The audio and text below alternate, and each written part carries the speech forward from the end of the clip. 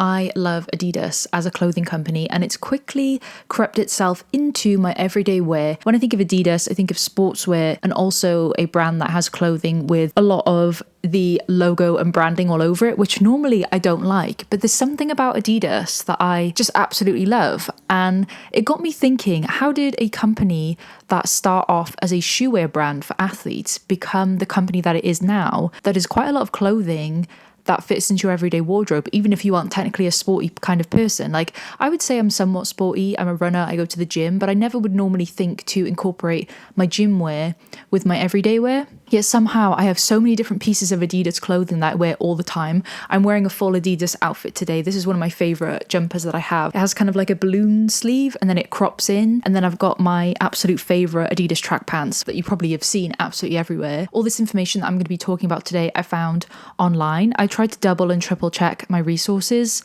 so they would be somewhat accurate. But again, can we completely rely on the internet for accurate resources? I don't know. But I am going to leave all the links below to all the articles I found. A lot of this information I actually found on the Adidas website, in the history pages. My channel and interest is more into the fashion and the clothing, so we can't forget the fact that this is a shoe brand. That's what I started off as. So I'm going to include little bits of the shoe history, but I'm going to be focusing more on the fashion side of things because I just think it's really interesting. So this story starts in the early 1900s when Adi Dassler was born, and he is the originator of Adidas. His full name is Adolf Dassler, but throughout this I'm just going to call him Adi. So he was the youngest of 4 siblings, and after finishing high school he went on to become an apprentice baker, but this was not his main passion, so he decided to learn the skill of shoemaking. But outside of work, his main passions were sports, and he did quite a few different sports. So he competed in track and field, football, boxing, ice hockey, skiing, and ski jumping. So as you can see, he had a keen interest in sport, keen interest in shoemaking, and I think this is where the kind of cogs start to turn for him in his interest in wanting to make sports kind of shoes. A lot of things happen during Adi's life before he even came to create Adidas as a brand. So I'm going to try and do this as quick as I can, but I do think it's very interesting. If you're interested in history, I definitely am. I did it in A-level in college, and I just find it really interesting. And also because this is set in Germany as well. I forgot to say that he was born in Germany, in Bavaria. Many years went on, and Adi was conscripted into the German army in the late stages of World War I. On his return in 1919, Germany was stricken by post-war economic depression. Jobs were scarce, but he was determined not to let his dream die. Adi then went on to convert the old laundry shed at the back of his family house into a shoemaking facility. So at this point, he was from a very poor working class family, and he felt like repairing shoes was a pretty good thing because almost everybody wore shoes at that point. So now he had the space, he was finally able to have the resource to develop his first pair of specialist sports shoes. So one of his first inventions was a pair of spiked running shoes for track and field athletes, and at this time it was a brand new concept for the sport. So pretty revolutionary. The shoes featured hand-forged metal spikes supplied by the local blacksmith and his old childhood friend. In 1924, Adi was joined by his older brother Rudolf Dassler, and on July 1st, 1924, they registered their company Dassler Brothers Sports Shoe Factory, which has been translated. And this is kind of interesting that he goes into work with his brother, because we'll see later on kind of what happens with this. But it's kind of an interesting story that I actually didn't know, that these two brothers created really cool companies. So we'll get back to that later. So by 1925, they had a fully fledged startup with 3 employees based in their one-room workshop producing leather football boots with nailed studs, as well as spiked track shoes. So as the German economic situation improved, businesses picked up, and the brothers relocated to a bigger building where they invested in new machinery and expanded their production. In the late 20s and 30s, the main global sporting events were the Football World Cup and the Olympic Games. And the Dassler brothers believed if they could get their shoes on the feet of these athletes, that would be huge for them. And their first success came at the 1928 Olympics in Amsterdam, when Adi gave German distance runner Lena Radke a pair of his spiked track shoes. And this was the first time women had actually been allowed to compete in the 800 meters distance, and she actually won the race with a world record time. So that was very big for them. And also in 1932, I thought quickly to mention, Adi met his future wife that he went on to have 5 children with. She comes back into this a bit later on. Now we're getting into 1930s. This bit of information they did not have on the Adidas history website for kind of obvious reasons, I'd expect. But on May the 1st, 1933, the brothers Adi and Rudolf Dassler joined the National Socialist Party, which, if you didn't know, is the Nazi party. And they remained members until the end of the war in 1945. Apparently, no evidence has been found to suggest Adi joined the party out of a strong personal conviction, and it was common at the time for company owners to join the party as the arrangement with the new National Socialist regime. So during this time, they were allowed to have a limited production of sportswear, but they struggled to find good materials and staff. And then further disruption in the business occurred in 1940 when Adi was conscripted into the German army, but he pleaded his case and was finally discharged in 1941 when it was determined that his skills were essential for the operation in the factory. Another factor to the business, as I mentioned earlier, between Adi and his brother, there was a lot of tension between them both on how to run this business, and it was starting to bubble over as they both had different ideas for how they wanted to run the business and keep it afloat. And then in 1943, Rudy was then drafted into the army, leaving Adi alone to run the factory. Later in 1943, the shoe business built by the brothers was almost entirely ruined. Total war had been declared by the Nazis, and to avoid the complete shutdown of the company, Adi was urged to become supplier to Nuremberg firm Stryker & Co., which was producing a basic anti-tank missile launcher. All the staff were then retrained from shoe production, and they were now producing parts for Stryker & Co. until the end of the war. At the end of World War II, Germany went through the process of denazification, which impacted many German citizens. Adi was initially categorized as being a lesser offender, and the company was put under supervision of a trustee, which obviously made it very hard for Adi to restart his sports shoe business. Through a process of appeal, he was able to show that he had never been an active supporter of the party and leaned heavily on his testimony from respected residents. His degree of party affiliation was eventually reclassified to the category of follower, and he was able to resume control of the company as the owner once again. So the war almost totally destroyed the business as we see it, which is completely understandable. No resources, no staff, Nazi regime, a lot going on there. Through the stress of the war and the years immediately afterwards, there was a irreparable division between Adi and his brother Rudy.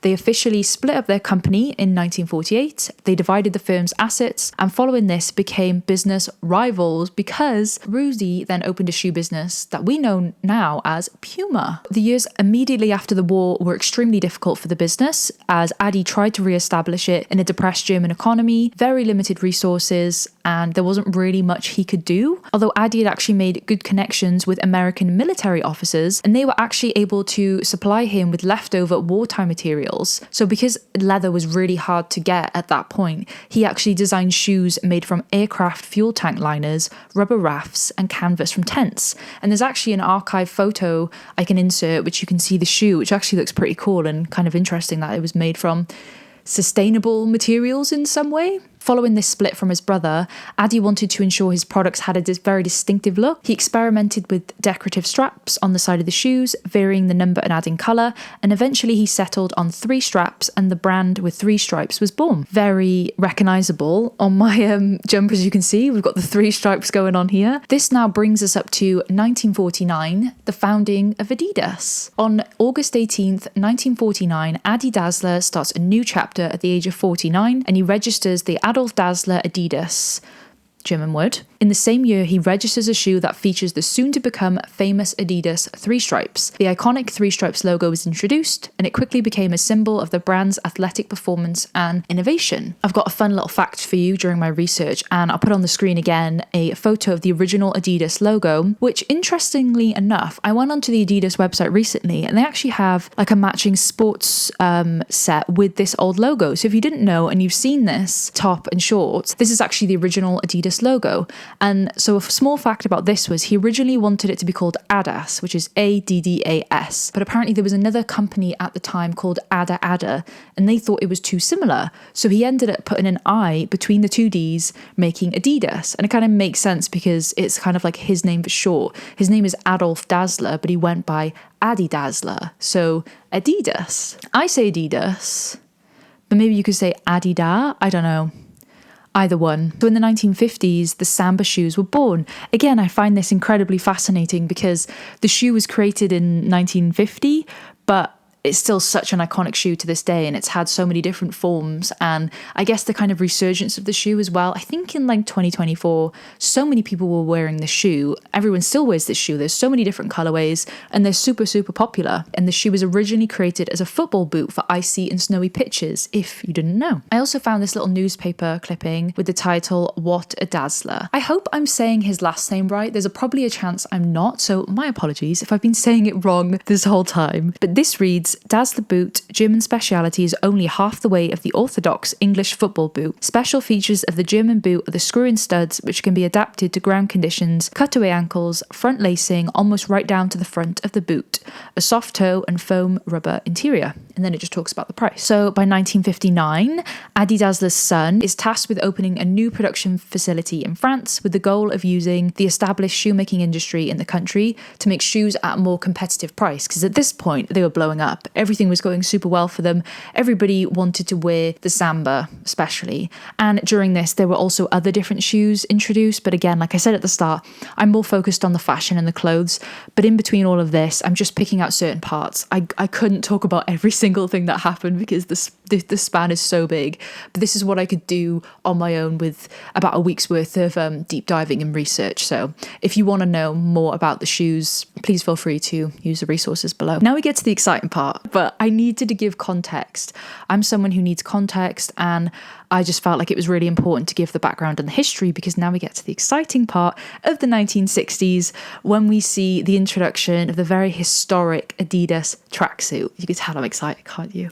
So I found a couple really good articles that you can read. This one is from The History of the Tracksuit from Athletes to Athleisure, and I was very excited when I found this article because this is one of the reasons why I wanted to do this video, that I thought it was interesting that it went from being a company for athletes to athleisure wear that the everyday person can wear even if you don't really do sports. So in the 60s, Adi started to wonder about the potential for sports clothing, because up until this point he'd only made shoes and I think maybe a couple accessories like some bags and things for athletes. His son was experimenting with some clothing in the French market, and it seemed like there was a potential for technical sportswear which athletes could warm up, train and compete in. So at this time, a lightweight synthetic fibre that was breathable and cheap to produce, nylon, was about to revolutionise the sports clothing market, and Adi saw its potential.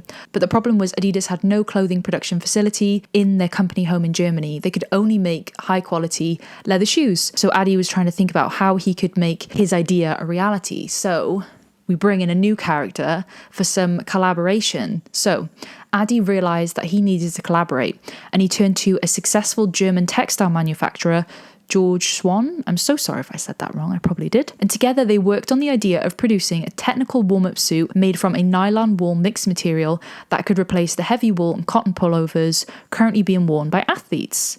The design featured a top with a central zip, trousers with a heel loop that kept them in place during exercise, and the 3 stripes of Adidas emblazoned down the arms and the legs. So the production began in the Schwan factory in 1966, and by 1967 the first tracksuit models were released. So with the tracksuits now in the market, Adi had to figure out a way of how to get these out to the people and would want to make people want to buy them. So as any good normal marketing strategy, we see the likes of brands collaborating with influencers and celebrities. In the 1960s, he needed to choose someone who was very infamous at the time, so he went with famous footballer Franz Beckenbauer. So he had just achieved European football success in the Cup Winners' Cup and was one of the hottest footballers in the world at that time. So Adi went into a partnership with Franz and named the style of tracksuit after him. So the Franz Beckenbauer was born. And by 1969, even the West German national football team were wearing matching tracksuits for their training and their warm-ups. And here we have a couple images of some of the tracksuit styles over the years.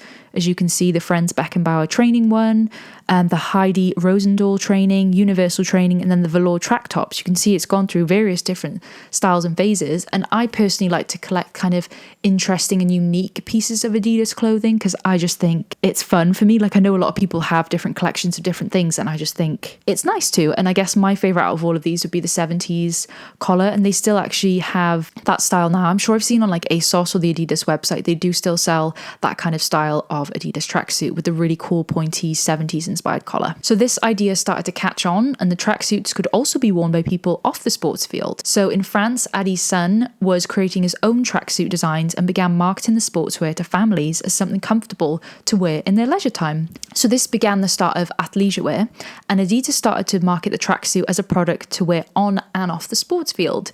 The global success of the tracksuit was inevitably dependent on how it sold in the UK market, and Adidas was still getting a foothold in America, with shoes like the Superstar making waves in the basketball scene. There's a really cool old advertising poster that I think really replicates the transition from sports to athleisure wear really well. So on the left, we've got a football pitch with two men, I'm assuming, wearing the tracksuit on the field. And then on the right, we've got a family setting up a tent. I'm assuming they're camping, and they're all wearing the Adidas tracksuit. So after this, Adidas started to produce tracksuits specifically designed for women. The Heidi Rosendahl was named after one of the German track and field stars of the Munich Olympic Games in 1972. The Olympics was still the biggest sporting event in the world, and at this time presented a really unique opportunity for Adidas to really display their new tracksuit styles. So by 1972, we saw the introduction of the new logo, the trefoil, because Adi started to question, was the branding of the three stripes visible enough to people to easily identify that these were new products of Adidas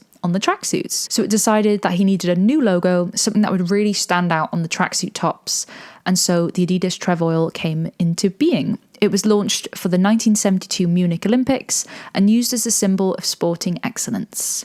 Once again, I don't know if I pronounced that right. Trefoil? Yeah, moving on to the 70s and 80s, I found a really good article called The Glorification of the Adidas Tracksuit Through History, where the writer touches on different points of history with the Adidas tracksuit. I thought was really interesting and something to quickly talk about. So we're talking about the 70s and 80s here. Bob Marley was one of the great lovers of the Adidas tracksuit, being captured on many occasions with pieces of the brand. In fact, both he and his Jamaican musical successor in the reggae, dub and dancehall scene are credited with pioneering the use of sportswear outside of the tracks and its original context. The tracksuit crossed the ocean between the late 70s and early 80s until it landed in England.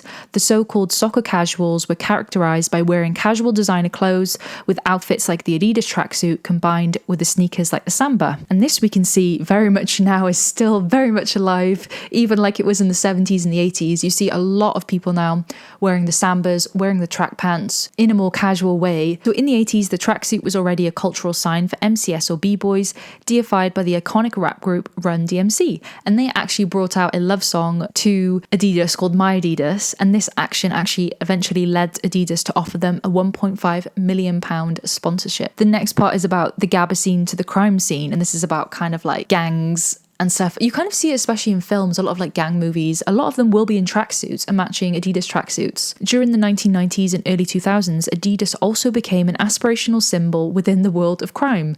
The figure of the gangster, which has been aestheticized over the years, connected the mafia and fashion at the time through the black trefoil tracksuit. That became the official uniform of the Gobniks, a Russian criminal subculture with shaved heads and the irreverent attitude. It's something I'd never really thought of before, but really interesting. Again, I will leave the article down below if you would like to read it. Incredible. So there are a couple different things that happen in between the 80s and the early 2000s. I'll quickly mention so much happened. It's really hard for me to talk about everything.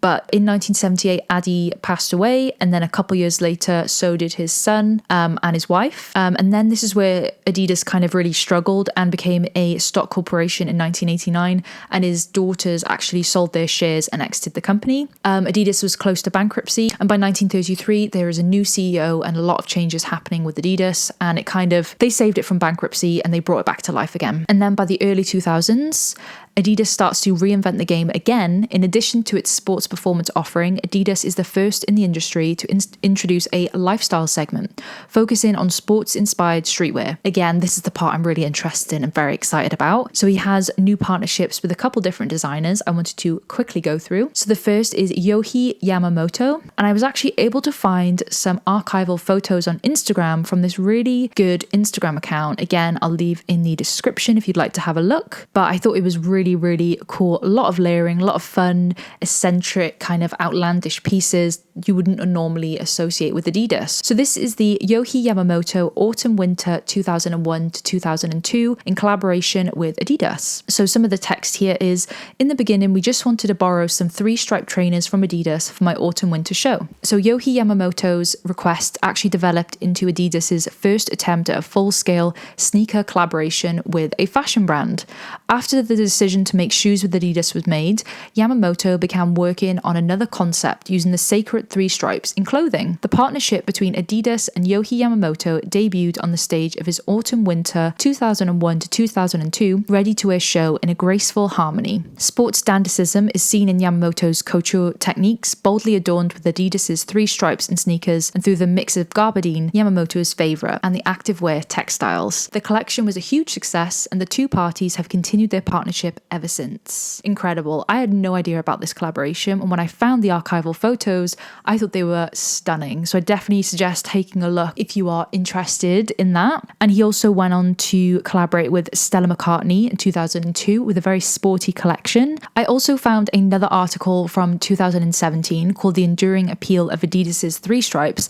And I thought this was interesting because they'd sort of collated all images of celebrities that you wouldn't normally associate with a tracksuit and put them all together. So there's people such as Madonna, Paris Hilton, Elizabeth Hurley, Rihanna, Bella Hadid, Gwen Stefani, and I think this, even Elton John. I think this collection of photos is really interesting and fun to see how celebrities would kind of style them in different ways. So that all brings us up to 2025 Adidas. Where are we now? Funnily enough, I went to see a new A24 production film last week called The Death of a Unicorn, and the main character in it was wearing Adidas track pants literally the whole way through the film. A nice little plug. And she was also wearing a super dry top, but it's just so relevant. Like, I feel like I see Adidas track pants absolutely everywhere right now. I love when people style them in the everyday fashion where they can just wear the track pant with a long coat. I just think it's chic and it's fun and it's cute and it's stylish. Obviously, Sambas had a big resurgence in 2024. Now, you know as well that they became a thing in 1950s and obviously were originally sports boots, but are now the everyday kind of shoe, which is really cool. So another reason why I kind of wanted to make this video as well was because I saw Adidas brought out the Chinese New Year collection, and this collection is really hard to get because there are, I believe, some restrictions from exporting items from Greater China. So they brought out a collection of jackets, polos, joggers, bags, lots of different things, and this is in collaboration with Edison Chen and was launched at the start of this year. If you just take a look at the collection photos of the jackets, super stylish, super cute. It looks kind of like a denim jacket, I think, but I just love everything on this collection. I thought it was just such a cool way to use the 3 stripes kind of like down the front of the denim jacket. But yeah, I love that, and I'd love to get my hands on the jacket if possible one day. Like I said, I like to collect kind of like interesting pieces. And then again, I went onto the Adidas website and I was just taking a look at the new arrivals. So I saw something else I thought was interesting, not really my style, but an interesting collaboration. They've collaborated with Minecraft on a tracksuit.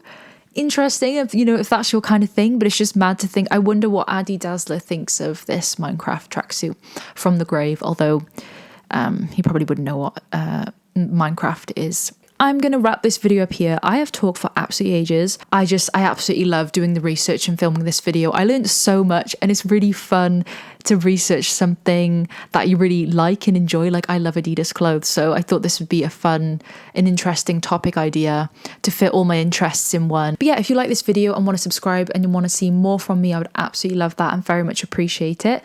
If you want to follow me on social media, my links are below. I have Instagram and TikTok. And also, if you like these glasses, if you can see them from far away, these are from Firmu. I was kindly gifted these glasses, and I have a discount code which I will leave in the description if you want 50% off frames. But yeah, I'm going to finish this off now. I've been speaking for so long. I need a glass of water. But yeah, thank you so much for watching. I hope you have a beautiful week, and I will see you very soon. Bye.